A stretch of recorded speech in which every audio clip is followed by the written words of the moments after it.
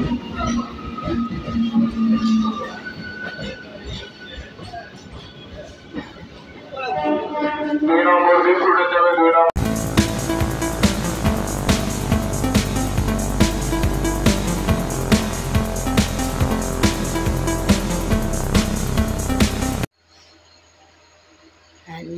বন্ধুরা, সৌরদীপা চ্যানেলে আরও একটি নতুন ভিডিওতে তোমাদের অনেক অনেক স্বাগত।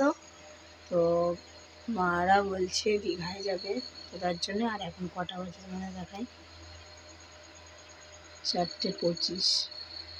তো আমি উঠে পড়েছি আর মা ওরা সব নিচের ঘরে শুয়েছে, আর আমি তোমাদের দাদা ভাই আর ছোটো মেয়ে উপরে ঘরে শুয়েছি। তো উঠেছি, 7:30 ট্রেন আছে,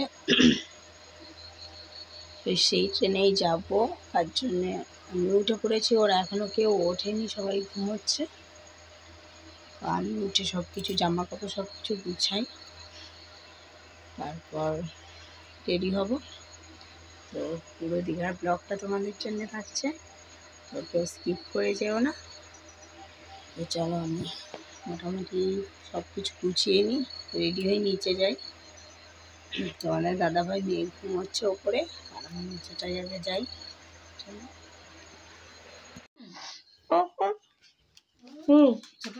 হ্যাঁ,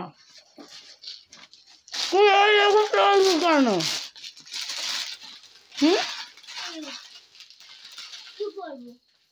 পড়ুক না, ঠান্ডা লাগবে।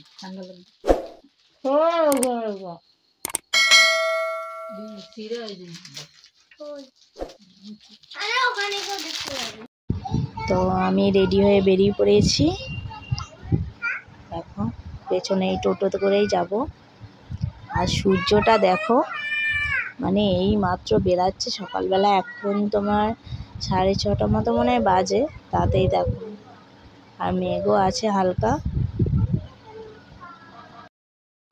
তো তোমাদের দাদা ভাই টিকিট কাটতে গেছে, আর আমরা এখানে দাঁড়িয়ে আছি। গরমে অবস্থা, ওর এখনও ঘুম পাচ্ছে, এত তাড়াতাড়ি ওঠে না। তো চলো স্টেশনে যাই।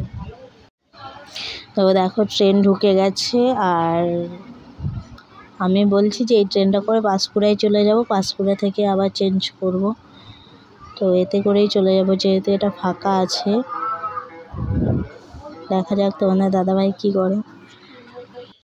তো পাঁশকুড়াতে পৌঁছে গেছি। তো পাঁশকুড়াতে অন্য স্টেশনে প্ল্যাটফর্মে দেবে ট্রেনটা, তো তার জন্য আমরা যাচ্ছি। ট্রেনে বসে পড়েছি, দেখো ভাই ছোট মেয়েকে নিয়ে ফোন নিয়ে দেখছে, তোমাদের দাদাও ফোন দেখছে, আর বড় মেয়ে ঘুমিয়ে পড়েছে, আমি বসে আছি। তো ফাইনালি চলে এসেছি, দীঘাতে নেমে পড়েছি। দেখো ট্রেনটা দাঁড়িয়ে আছে, তো এই ট্রেনেই আবার ব্যাকে যাবে যারা যাবে।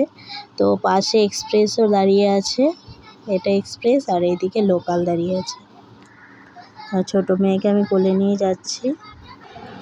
তো এবারেও আমরা ভাবছি রুম ভাড়া করব না, তো আমাদের দীঘাতে যেখানে ঢেউসাগরে পার্কের দোকান আছে সেখানেই থাকবো। তো সবাই মিলে সেখানেই একটু কষ্ট করে থাকবো। তো চলো যাই,